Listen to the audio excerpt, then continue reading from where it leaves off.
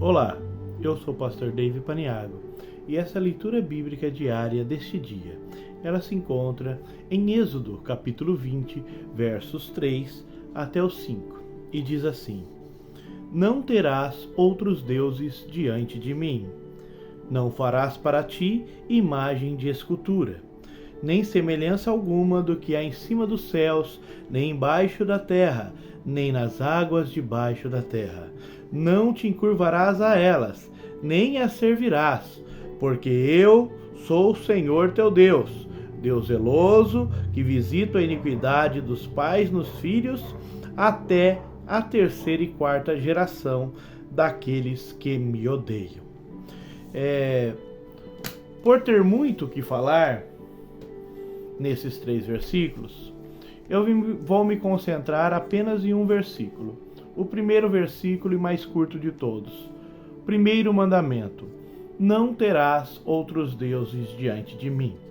Êxodo 20, verso 3. Mais uma vez, não terás outros deuses diante de mim. Após ter tirado os hebreus do Egito, com mão forte e braço estendido, e com grandes sinais e milagres, o Senhor Deus propôs ao povo hebreu, através de Moisés, uma aliança. Nessa aliança, se eles ouvirem a sua voz e atentarem para os seus mandamentos, eles seriam a propriedade peculiar de Deus dentre todos os povos. Seriam chamados para ser reino sacerdotal e povo santo. A essa proposta, a Bíblia vai nos dizer que o povo respondeu como uma só voz: tudo que o Senhor tem falado, faremos. E relatou Moisés ao Senhor as palavras do povo. É nesse contexto que Deus vai dizer essas palavras do capítulo 20 de Êxodo. A Bíblia vai nos dizer: então falou Deus todas essas palavras. Eu sou o Senhor teu Deus, que te tirei da terra do Egito, da casa da servidão. Deus havia libertado os israelitas da escravidão. Por essa razão teria ele o direito do senhorio sobre eles, da mesma maneira que Cristo nos redimiu e se tornou Senhor absoluto da nossa vida. Por ter tirado o povo da casa da servidão, ele ordena: não terás outros deuses diante de mim. A primeira parte: não terá outros deuses. Esse é o primeiro mandamento do Decálogo, os 10 mandamentos que foram escritos em pedra com o dedo de Deus. O propósito deste mandamento é levar Israel a temer a Deus e adorar somente a Ele. Esse mandamento foi promulgado numa época em que a idolatria norteava as nações, e essa ordem era algo novo num conjunto de leis. Trata-se ela do monoteísmo revelado que influenciou o mundo inteiro com a expansão depois do cristianismo. O monoteísmo é a crença em um só Deus, como sugere a própria palavra grega. Mono quer dizer único, teos quer dizer Deus. A ênfase nessa unidade contrasta de maneira visível com o politeísmo, o enoteísmo e a monolatria. Eu vou explicar o que quer dizer essas 3 palavras mais adiante. Mas continuo no monoteísmo. O monoteísmo é a crença, como já disse na definição, em um só Deus. Não se conhecia o pecado de idolatria antes do dilúvio. O monoteísmo era a crença experimentada pelos primeiros homens. Por quê? Porque a Bíblia fala que Deus falava com Adão face a face, tá? Era praticamente uma revelação especial de Deus aos primeiros homens. A Bíblia afirma que todas essas formas falsas de adoração são uma degeneração do monoteísmo inicial. Tem um texto muito revelador na Epístola de Paulo aos Romanos, capítulo 1, verso 21 ao 25.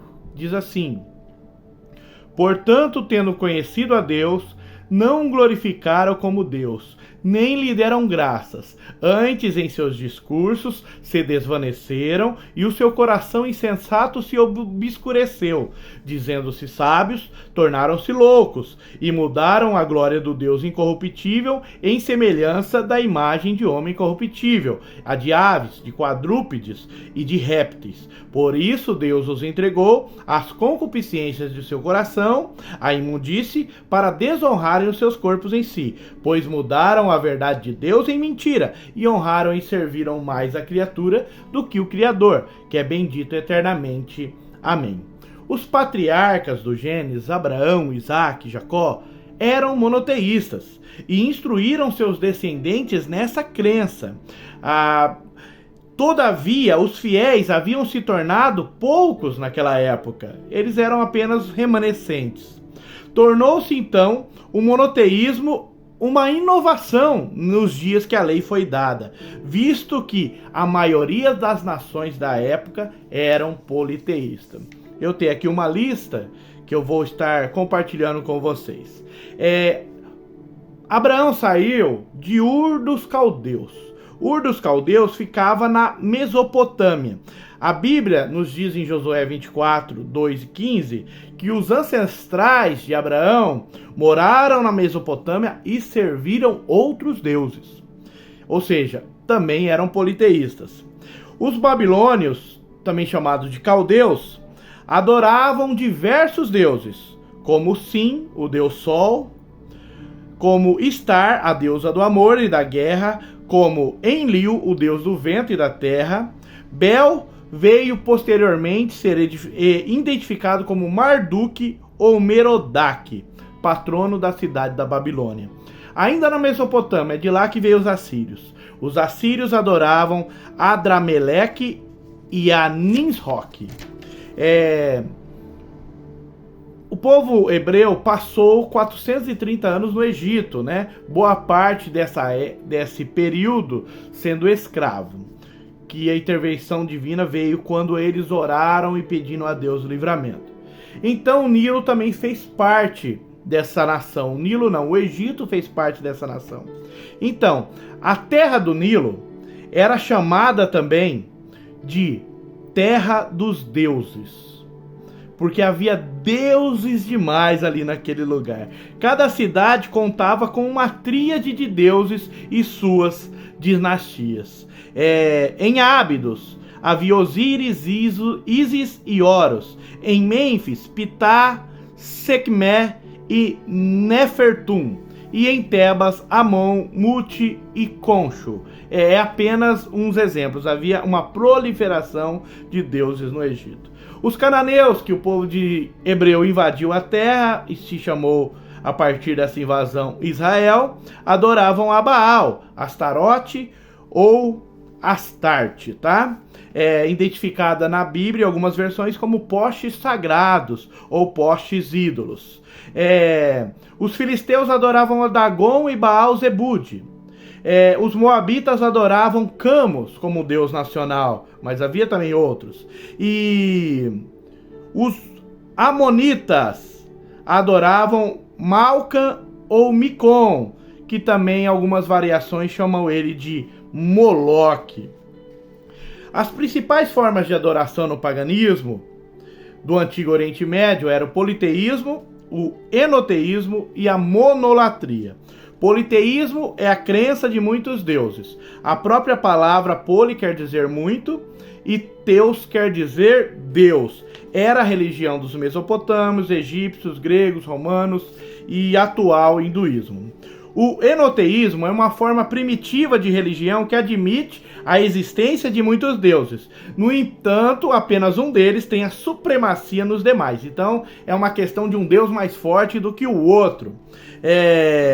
Então, é classe de Deus. Tem um Deus que é todo poderoso, depois tem um Deus que é menor. Não há nada novo debaixo do sol. E também a monolatria. Monolatria quer dizer único culto. Define-se como adoração ou culto de uma deidade para cada grupo étnico. Tipo, por exemplo, se o cidadão é da alta sociedade, ele tem um Deus determinado. Se o cidadão é pobre, ele tem um Deus determinado. Se o cidadão trabalha com isso, ele tem um Deus para aquilo. Toda essa proliferação de deuses, Deus, ele destrói, anunciando ao povo judeu este mandamento: não terás outros deuses, não adorarás outros deuses, não servirás outros deuses. Até aqui, até porque os outros deuses na Bíblia são chamados de ídolos, e os ídolos nada são. Por quê? Porque eles não existem, eles só existem na mente dos seus adoradores, mas não são os reais de fato. O objeto da adoração dos gentios, segundo a Bíblia, são representações demoníacas. Os pagãos adoram os próprios demônios. Levítico 17:7, Deuteronômio 32:17, 1 Coríntios 10:20, Novo Testamento. Não existe Deus além de Jeová, que a própria palavra afirma. Os cristãos foram instruídos a manter-se em distância dos ídolos. Agora, terminar a segunda parte do versículo, rapidamente. Não terás outros deuses diante de mim. Diante de mim significa literalmente diante da minha face. Esta frase, ela parece ser usada em relação ao ato de tomar uma segunda esposa quando a primeira ainda estivesse viva. A pessoa repudiava a sua esposa e arranjava uma outra mulher, ou abandonava a sua esposa e arranjava uma segunda esposa. Isso é uma quebra de um relacionamento pessoal exclusivo. O que Deus pediu para o povo judeu? Exclusividade. Sereis minha propriedade peculiar dentre todos os povos. Sendo assim, nada mais justo que Deus seja o único ser adorado entre eles. Portanto, nenhum outro Deus pode ser adorado simultaneamente com Javé. Ele não divide o seu louvor com quem quer que seja. Ele é o único Deus. Isaías 42:8, estou encerrando. Eu sou o Senhor, este é o meu nome. A minha glória, pois, não darei a outrem, nem o meu louvor às imagens de escultura. Que Deus te abençoe por a paciência de me ouvir. Pai tremendo, poderoso, te peço, Senhor, por este que está ouvindo esse vídeo. Pai Santo, meu coração, Senhor, o desejo é que tenham passado algo que tenha esclarecido, Senhor, ou despertado. Pai Santo e maravilhoso, que a Tua palavra não volte vazia. Abençoa essa pessoa, Pai, para que nada venha colocar no pedestal a não ser o Senhor. Pai, que não, o Senhor é um Deus que não divide glória, que não venhamos adorar objetos, coisas, times de futebol, que não venhamos, Senhor Jesus, nos dobrar a coisas que o homem fez, a obra de mão humana, mas que venhamos adorar e exaltar somente o Senhor, que é digno de honra e glória. Afinal, a Tua palavra diz: só o Senhor adorarás e só a Ele servirás. Que Deus abençoe.